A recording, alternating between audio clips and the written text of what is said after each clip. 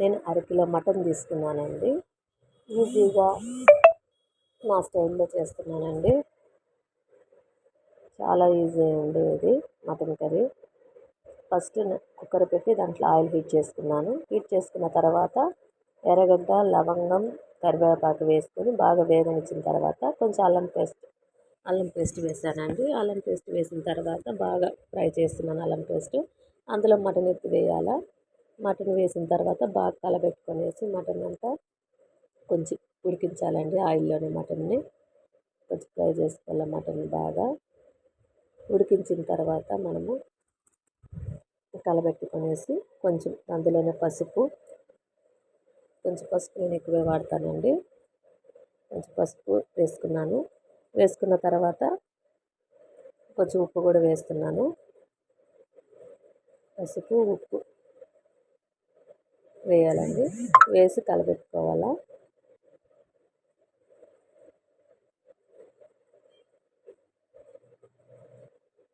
కలబెడుతున్నానండి.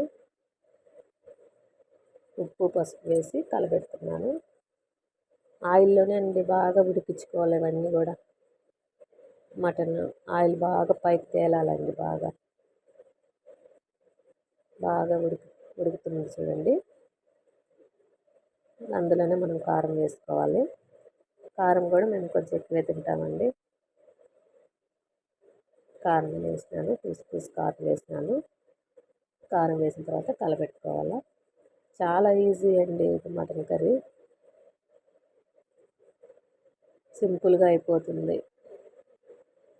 అందులో టమాటాలు వేసానండి. ఒక 3 టమాటాలు తీసుకున్నాను. 3 టమాటాలు వేసాను నేను. టమాటాలు వేసి కొంచెం బాగా కలబెట్టుకోవాలా. నేను మూత పెట్టి మళ్ళీ కొంచెంసేపు ఉడికించుకోవాలండి. మూత పెట్టేసి ఉడికించుకోవాలా. ఒక 5 మినిట్స్ అండి.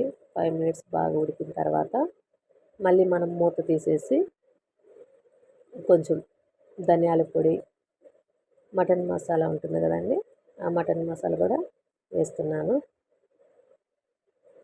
ధనియాల పొడి వేసుకోవాలి. అందులో మటన్ మసాలా కూడా 2 స్పూన్స్ వేసుకుంటున్నాను నేను.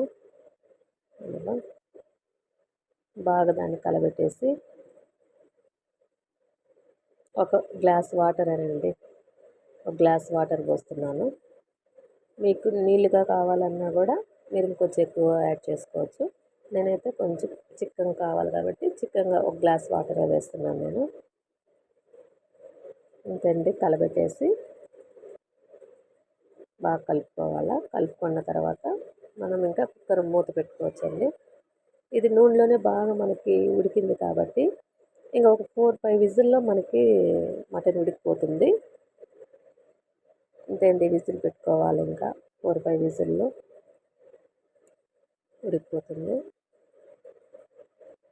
చాలా ఈజీగా చేసుకోవచ్చండి మీరు. వీడియో నచ్చితే లైక్ చేయండి.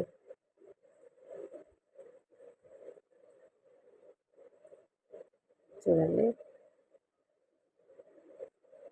నూనె అంతా ఎలా తేలిందో చూడండి, ఎంత పైకి వచ్చిందో ఆయిల్ అంతా. దాంట్లో లాస్ట్లో మనము కొత్తిమీర వేసుకునేసి ఇంకా దింపుకునేదేనండి. అంతే అండి, చాలా టేస్టీగా చాలా బాగుంటుంది. ట్రై చేయండి. వీడియో నచ్చితే లైక్ చేయండి. బాయ్ అండి.